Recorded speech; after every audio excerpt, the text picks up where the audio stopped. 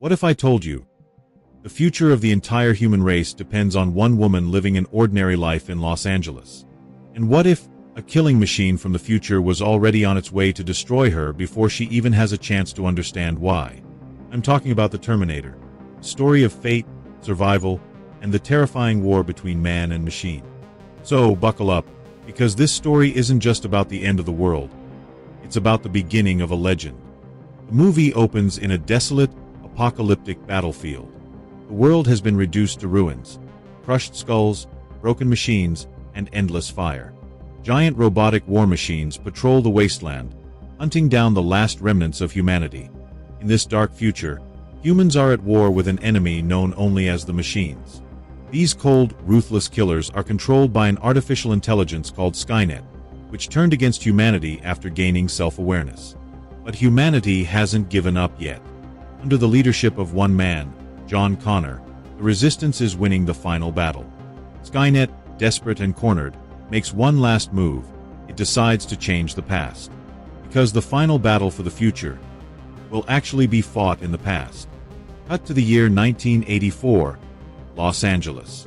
A storm of lightning and energy bursts open in a dark alley. From it, an object forms. Man. Naked, muscular, and emotionless.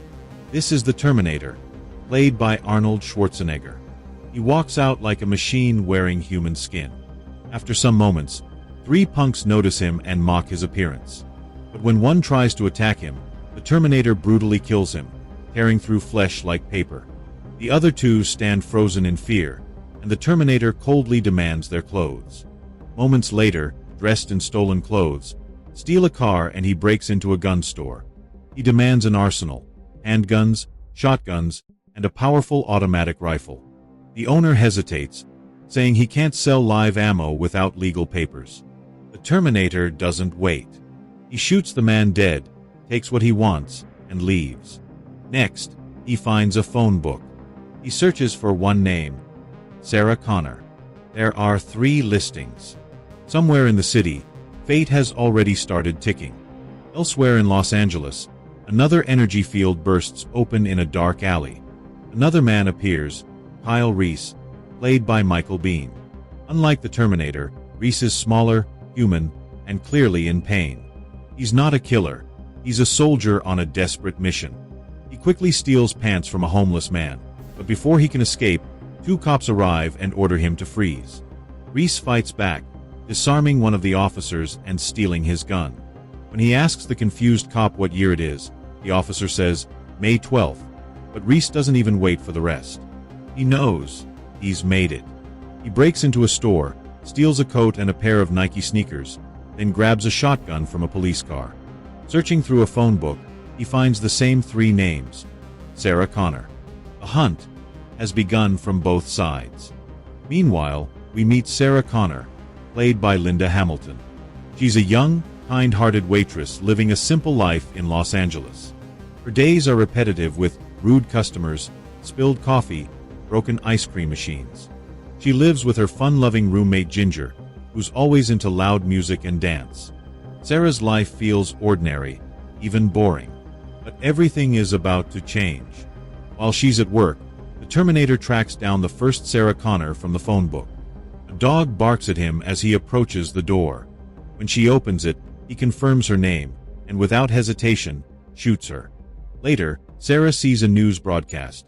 A woman named Sarah Connor was murdered in her home. The news shakes her. But she doesn't know. It's only the beginning.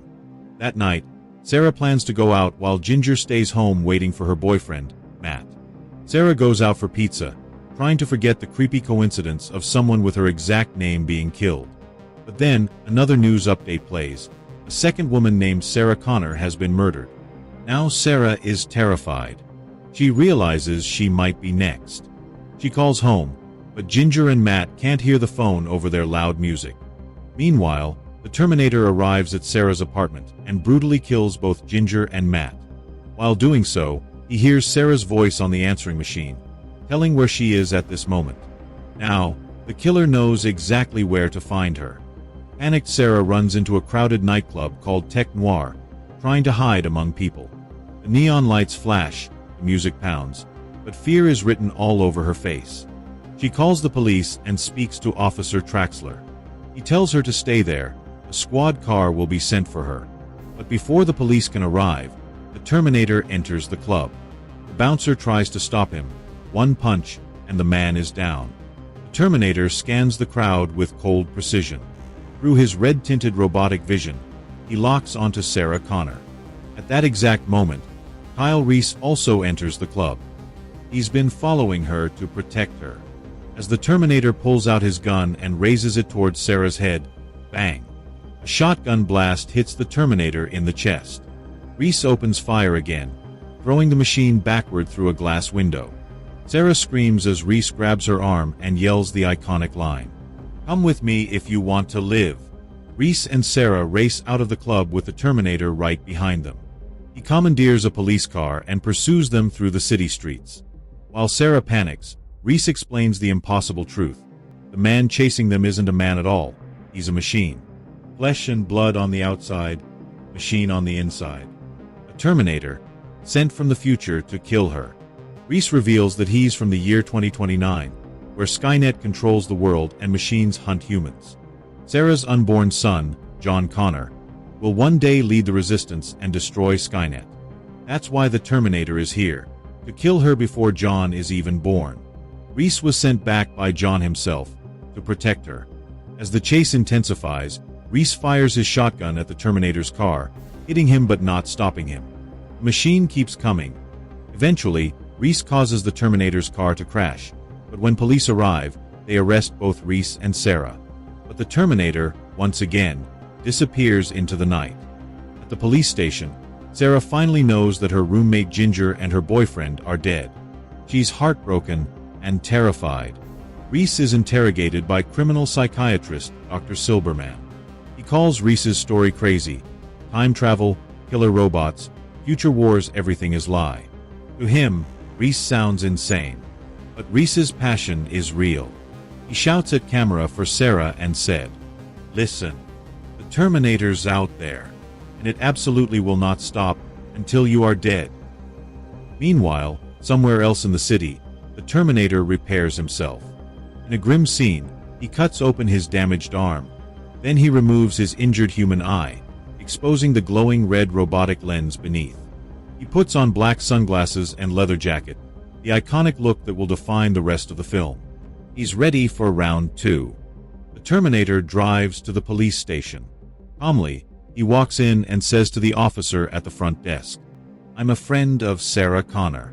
I was told she's here. Can I see her?" The officer replies, "She's making a statement. You can't see her right now." The Terminator scans the room. Then he says 3 words that would become legendary in film history. "I'll be back." Moments later, and boom, a police car smashes through the front of the building. The Terminator storms inside, armed with his rifles, and begins killing every officer in his path. Reese breaks free from his interrogation room and finds Sarah. Together, they barely escape as the Terminator continues his rampage. Sarah now knows Reese was telling the truth. As they hide in a rundown motel, Reese opens up about the future. He tells her about the machines, the human camps, the death, the hunger, and the hope that came from her son, John Connor. Reese admits he volunteered for the mission not just to protect her, but because he'd fallen in love with her, from an old photograph of her John had given him. Sarah is touched. In this moment of despair and chaos, they find comfort in each other. That night, they make love, and unknowingly, conceive John Connor, but their peace doesn't last long. The next morning, Sarah talking to her mother, not knowing that the Terminator, using Sarah's mother's voice over the phone, tricks her into revealing their location. Soon, he arrives at the motel. Sarah and Reese notice him too late. Gunfire shots, and they flee in a stolen pickup truck. Reese fights back using pipe bombs he'd built from stolen supplies. A massive chase unfolds. Gunfire, explosions, chaos. The Terminator shoots Reese, injuring him badly, and their truck flips over. The Terminator's motorcycle crashes, and as it gets up, a truck goes over him. The driver stops to help, but the machine kills him and takes control of the truck. The Terminator drives the truck straight towards Sarah and Reese. Reese throws his last pipe bomb into the fuel tank. And boom! The tanker explodes in a fireball, the Terminator burning in flames. Sarah rushes to Reese and hugs him, thinking it's finally over. But from the burning wreckage rises the Terminator, its human skin completely burned off, revealing the full metallic endoskeleton beneath. The nightmare has only just begun. Sarah and Reese run into a nearby factory filled with machines and conveyor belts. Reese sets the machines running, hoping to confuse the Terminator's sensors. In the chaos, Reese sacrifices himself, shoving his last explosive into the Terminator's torso. The explosion blows the machine apart, but not completely. Its top half still moves, still crawling, still hunting. Sarah, injured and exhausted, crawls away. She lures the Terminator into a hydraulic press. As it grabs her, trying to crush her neck, she slams her palm on the button and said furiously, "You're terminated." The machine is crushed, its red eye slowly fading out. Finally, it's over. Later, Sarah is seen being treated by paramedics. Reese is dead. His body is taken away in a bag. A few months later, Sarah drives through the Mexican desert in a Jeep. Her stomach is slightly rounded. She's pregnant now. She records messages on a tape recorder. Messages meant for her son, to prepare him for the future. She wonders if she should tell him that Kyle Reese, the man who saved her, was also his father. At a gas station, a young boy takes a Polaroid photo of her. The same photo Reese once carried in the future. He says something in Spanish. The gas station owner translates. He says a storm is coming.